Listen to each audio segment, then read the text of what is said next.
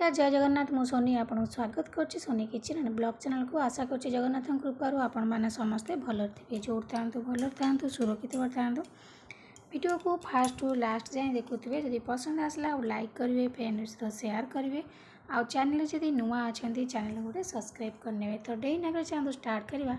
आज टिप्स अच्छे देखो आपणकर हाथ और पाद को लेकिन ये जो रेमेडी मुझे देखेबी हाथ और पाद लगे आपण हाथ और पाद जब टैनिंग पड़ जाऊँगी चमड़ा सब धूड़ धूड़ होगी लोईला भाया हो जाऊँगी जाक जाक हो जाऊँगी खरारे बाहर आपणकर स्किन जाक गोटे लेयर पूरा धला देखा आ गोटे परस्त आप कला पड़ जाऊँगी तो टैनिंग आपड़ केमी दूर करेंगे तो देखो ये मुझे कोलगेट पेस्ट आपंकर ये बहुत बढ़िया कम कर अलग पेस्ट नेले आपंकर से कम करनी कि कोलगेट पेस्ट आपंकर टैनिंग दूर करने बहुत हेल्प कर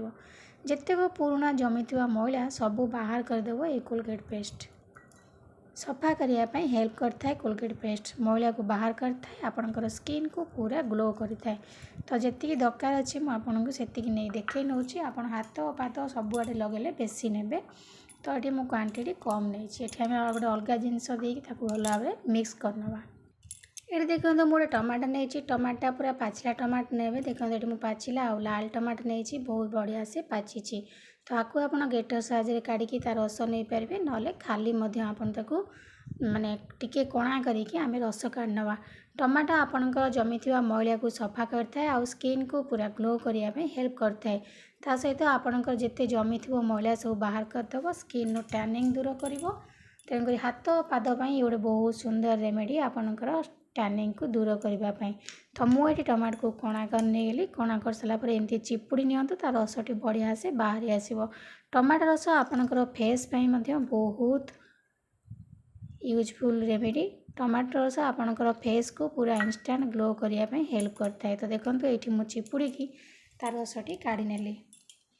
चामच साहाଯ୍य न मिसई ये मु हाथ में मिसई नौची एमती आप आंगुली साहाଯ୍य मिसई नियंतु बढ़िया से आपणकर पेस्टा मिसीज कोलगेट पेस्ट आउ टमाटो रस को भल से आप मिसई नियंतु मिसई सारापर आपणकर हाथ पापुली और पाद पापुली किंबा आपणकर पिठी जदि खरारे सीझी जाइए टैनिंग पड़ जाइए दूर करने भल से लगे ने तो देखो ये मुझे भल भाव में मिसई नौची ये आपणकर हाथ और पाद को बहुत सुंदर ठंडा रख प्रोटेक्ट दब जदि खरारे आपणकर जलापोड़ा होता है सीझी जाता है गरम रे तो हाथ और पाद को बहुत कूल रखिबो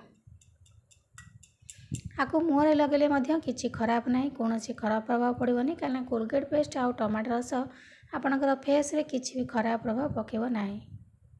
आपणकर फेस को ठंडा ठंडा रखिबो ता सहित आपणकर जमी मैला स्किन जदि जाक जाक हो जाइए धुधुड़ हो जाउछि स्किन रे टैनिंग पड़ जाऊँगी दूर कर तो देखो ये भल भाव में मिसई नहीं गली मिसई सारापर आपण हाथ और पादरे आपको ये जो रेमेडी मुझे देखली भल से लगे नियंतु देखिए आपणकर गोटे थर रे आपणकर हाथ और पादर टैनिंग पूरा दूर हो तो देखो ये भल भाव में लगे नहीं लगे सारा बेलू आपको बहुत बढ़िया लगे कहीं पेस्टा आपणकर ठंडा ठंडा लगे मुझे लगे मत बहुत आराम लगुच बहुत सुंदर कूल कूल लगुच ठंडा ठंडा तो देखो ये मुझे लगे नहीं गली लगे सारापर टिके हल्का हल्का करके मसाज करके छाड़ी दिंतु किसी समय तापर आपण भल भाव में धोई ने तो देखो ये मुझे लगे छाड़ी दूसरी किसी समय तापर धोई ने यही भाव में आप सप्ताह को थरे थर लगातु देखिए आपण हाथ और पादर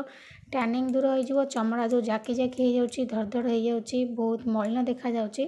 बिल्कुल भी से प्रोब्लेम आपंकर रही पूरा दूरे हो तो देखो ये मुझे भल भाव में मिसई सारे मैंने लगे नहीं गली एवं छाड़ी दूची अध घंटा ना 15 ରୁ 20 मिनट छाड़ी दिंतु सुखिया लगे तापर आपणकर हाथ और पाद को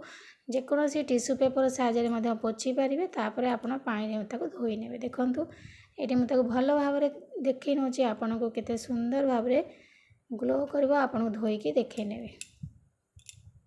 ये देखो मुझे लगे सारापर सांगे सांगे धोई नहीं 15 ରୁ 20 मिनट रखा देखो केते सुंदर भाव में मो हाथ ग्लो करुच्ची माने गोटे थर आपन को लाइव रिजल्ट देखा आप विश्वास न हो देखिकी निजे जानीपारे तो केते सुंदर भाव में मोर हाथ ग्लो कर दूर हाथ को देखूँ फरक आप निजे जानीपारे तो इंस्टांट ग्लो कर बहुत सुंदर आराम भी लगुच कहीं पेस्ट लगे तेणुक बहुत सुंदर ठंडा ठंडा लगुच हाथ कूल कूल तो ये रेमेडी आप सप्ताह को 2 थर खंड व्यवहार करते देखिए आपण हाथ और पाद जो लोईला भाया हो चम धड़ हो मली जमी जाऊँगी पूरा दूरे स्किन टैनिंग पूरा दूरे जो आ देखिए आपंकर हाथ पाद केते सुंदर भाव में ग्लो कर। तो आशा कर आज वीडियो आपको पसंद आसो पसंद आसता लाइक करेंगे फ्रेंड विषय शेयर करेंगे आ चैनल जदि नुआ अच्छा चैनल गोटे सब्सक्राइब करने। तो आज मुझे विदाय नौ पुणी देखा आपण सहित नेक्स्ट वीडियो से पर्यंत रोचे नमस्कार